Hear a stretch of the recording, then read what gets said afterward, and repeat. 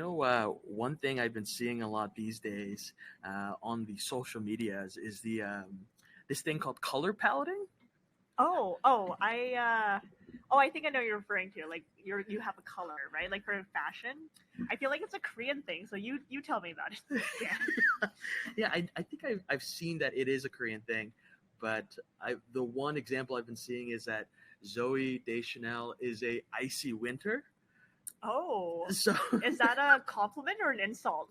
I think it's a compliment. It's that she has pale skin, and that she should go with her brown natural colors, and she should wear light things to complement her skin. But as a Korean, I'm pretty bad. My nighttime routine is only 3 steps. You know what? Yeah, I'm not coming to you for color advice or skincare advice, clearly. But you know what?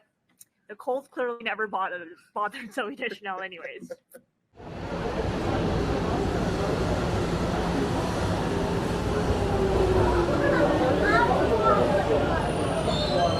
next station is So I Heard Podcast.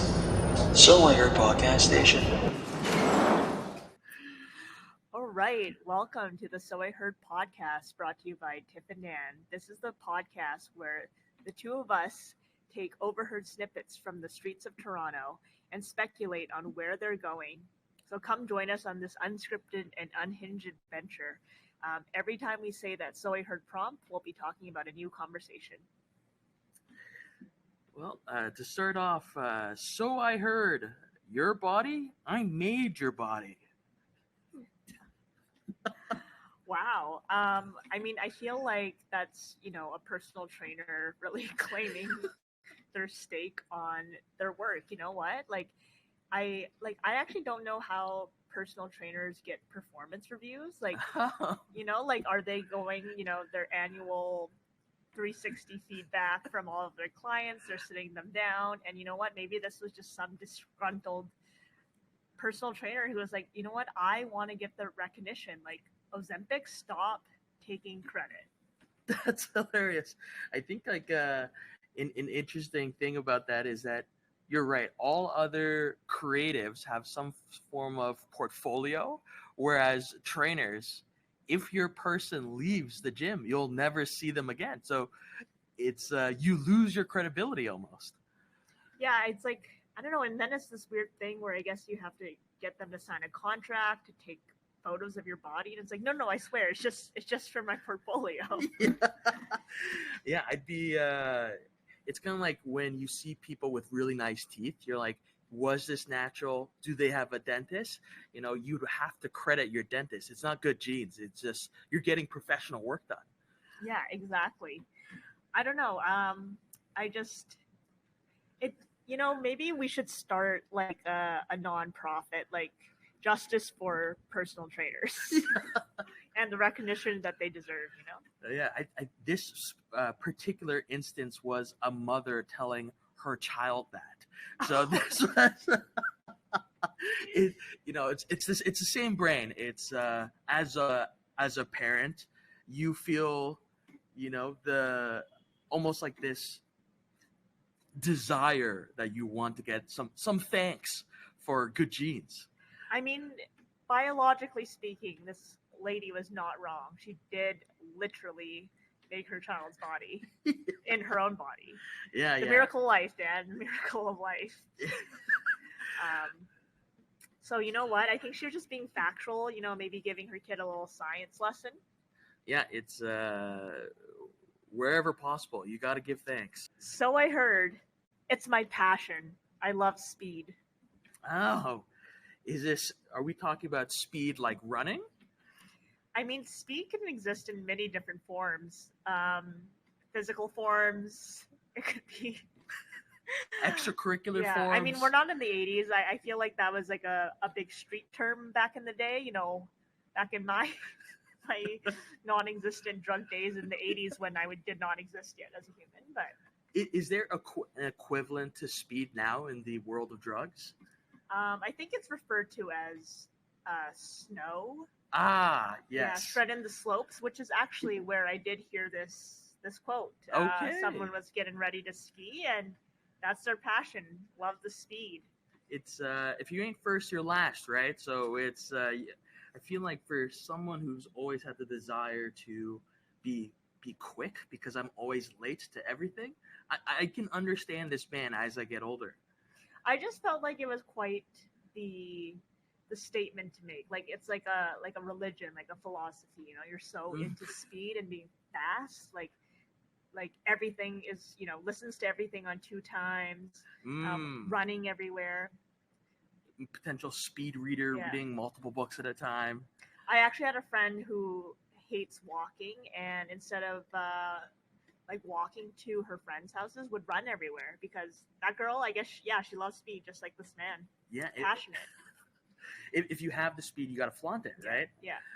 You know, these days at job interviews, they're all about passion, and I'm just picturing this man just like really bringing this philosophy to everything in his life. Like he's interviewing, I don't know, like for grocery checkout at Loblaws, and they're like, what do you care about? And he's like, speed. I'm gonna get all those people run through as fast as possible. Accuracy doesn't matter. I don't care if I double check them through. As long as they get them through fast, I'm going. Because you know why?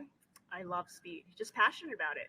Okay, so if this man is the epitome of speed, what is he wearing? What's he dressing? What's his everyday normal look? Definitely something tight. You know, you got to stay aerodynamic. There. You can't risk any kind of resistance. 0.110 seconds. Like, that's, as you said, if you're not first, you're last. It's the difference of life and death. You know. Yeah, for this man. I'm assuming some kind of a shade situation, like some like skiing shades. Like it's very vibrant in color, but also curved in a way where you can just zoom. Dan, have you seen a speed walking outfit before? No, but I'm excited for you to tell me. I'm excited to show this to you after we record this. But it consists of a helmet. Okay. That is aerodynamic. Like, just picture a helmet that has like a little tail that clips up to the bottom. Oh. You're wearing very, very tight, like lycra nylon material. Okay. And you're zooming. You're moving those hips, and you're not walking as fast as a runner, but you're zooming along the streets. Now, are these speed walkers beating grandmas who walk like they got the sticks and the matching? I don't know. I wouldn't. Those grandmas do terrify me. I think. I've seen those walking groups at the mall before as well, and they're quick. They're quick ladies. I would not mess with them. Yeah. And then do we think this speedy person, were they actually speedy? Like, did you? I did not get a chance to observe this person on the slopes. That's why the better part about this was I heard this person talk about it, their passion for speed, on a bus. Oh, okay. So, you know, they could not live up to their word. Like, I couldn't test how passionate this person was, but let me tell you, he was sitting beside some stranger, and all he could talk about was his love of speed. I love that for people. But you know what? I actually don't know if he was talking about skiing, because skiing actually never came up once in that conversation. Oh. Just this passion for speed. So again, could have been listening to a drug addict. I don't know. I feel like I actually have no idea of how these extracurriculars work, as I am a innocent little boy. But heard it here first, folks. Dan, an innocent little boy. If you're doing speed or snow or the devil's lettuce, no, that's different. That is a different drug. Yes. That is a different drug. Yeah. Are you doing speedy things, or are you actually slowing down? Oh. They do say opposites attract. That's exactly what that was referring to. Well, so I heard. Some things get weird. That is also another factual statement like this podcast. Sometimes things get weird. I love to hear the context that you heard this in. You were just roaming the streets, and sometimes things do get weird. Like, was it nighttime? I'd love to understand the scene here to really understand what kind of weird are we talking about. There's a lot of different tiers of weird. There's tiers of weird. This was at a nice local spot, St. Michael's Hospital. a nice Okay. balmy 9 p.m. on a Tuesday. That really sets the stage, though, for the tier of weird that we can now get into and Yeah. speculate on. Let's navigate. What is weird to some people? And if you're in the hospital and you're talking about weird, that means I'm assuming you actually don't know what the problem is. You tell the doctor, I've got a weird feeling in my leg. It might be medical related, or like I've spent some time in some emergency rooms in my day, and you know what? People just kind of show up there because it's a free place to go. Thank you, Canada. And sometimes people just hang out, and you see some weird things happening. Yeah, it's a fun fact. If you talk to the staff, you can actually get a free sandwich. Oh, wow. That's not weird. We love free sandwiches. Yeah, that's not weird. What would be weird in the hospital? Honestly, I feel like they've seen so many things. Like the amount of stories I hear from medical professionals of people sticking things up places is just, again, we don't shame here. We don't shame here, but Yeah. not weird. Not weird. I think like whenever I meet a medical professional, I always ask, give me all the weird details. Like I want weird. I feel like I get attracted to Okay, weird but stories. how do we define the weird? Like what would be weird enough for you? See, essentially when you said like shoving things up people's orifices. Orifices is a word. Yeah, that's like the level of weird that I want. I want to hear like, I think I saw on a TLC show where like they land in the emergency room. Someone shoved a bunch of toy cars in his own butt. Like that's a fun way to collect. Good storage option, like definitely risk-free in the sense of not having them stolen, Exactly. but riskier in a lot of other different ways. What would be weird in a hospital? A healthy person just showing up, honestly, for just to hang out. What's normal becomes weird depending on the context. Yeah, if a normal person walks in, maybe it's a way for them to meet new people. Because if you're in the triage of an emergency room, you're not going anywhere for 3 to 5 hours. Hinge, you heard it here first. Maybe you need to create like some kind of speed dating situation in a hospital. Weird. And you could attract other weird people who want to find something weird. Very eccentric. Yeah. You You know what else they also say? Not only do opposites attract, but what is exotic becomes erotic. That's what I learned in Psych 101. That's a good one. I didn't know that was a thing.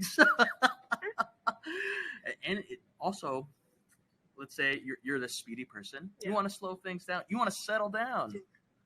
A hospital, land yourself a doctor or a nurse. Boom. You're speeding up in life. Oh, so in a way, even though this person is settling down, they're really speeding it up. Yeah, exactly that. So I heard, no, I'm not married. I'm a straight arrow. Free spirit. Just me and my dog, a Yorkshire Terrier. That's truly the life. Just you and your pups.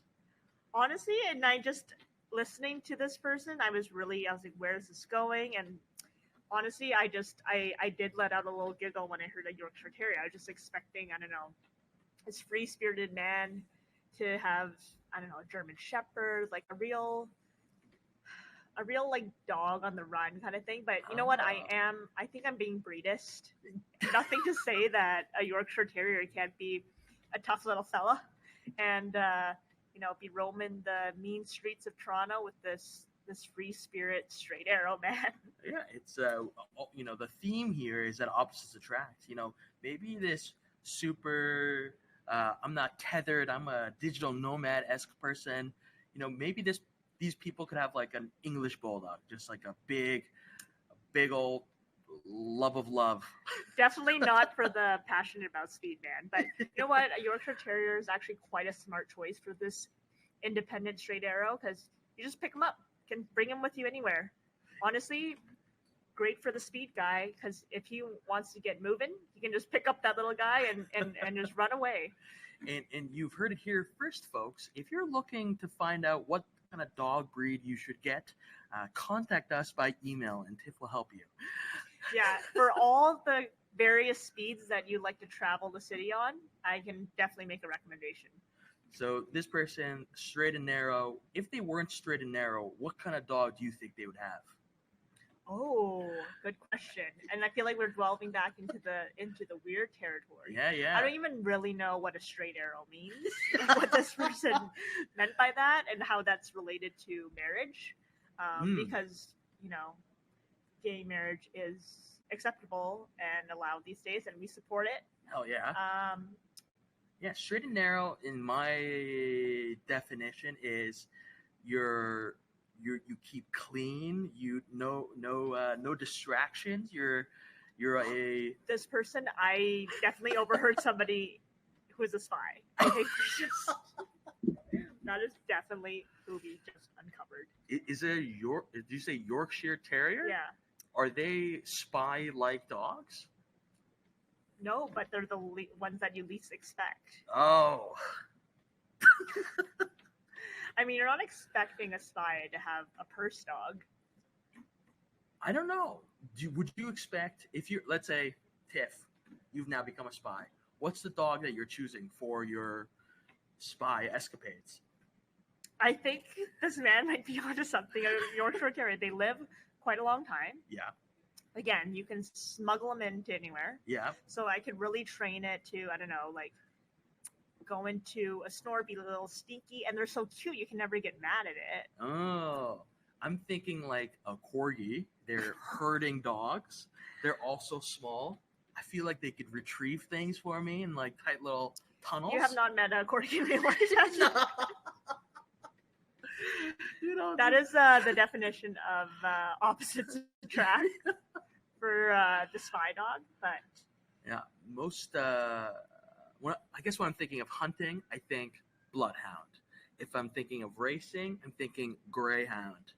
If you're thinking straight arrow, you're thinking corgi. Apparently. This is now turned into the Westminster Kennel Show. Have you ever watched that? That is the event of the year. When does that happen? Sometime during the year. But let me tell you, these people spend all year getting ready for this, and it's the fact that it's televised is just incredible to me. Is that the one where they have the dogs groomed? Yeah, they have to have it groomed and basically be the perfect pedigree version of that dog. It's almost like people who have farms, they have like the blue ribbons. It's like the equivalent of that with dogs. Yeah. Okay. Literally that, and you can show them. You have to strut them about. It's like a fashion show, but the fashion is the dog's fur, but like them being themselves. But this isn't also the athletic one, right? They're not jumping through loops. No. It's a beauty contest. And we're here dog pageants. We love dogs. We love pageants. Yeah. We love pretty dogs, ugly dogs, fat, small, skinny, all dogs. We're big dog people. And spy dogs as well. Yeah. But with that, thanks for listening. You can find us anywhere where you listen to podcasts, Apple, YouTube, TikTok, social media, and everything else.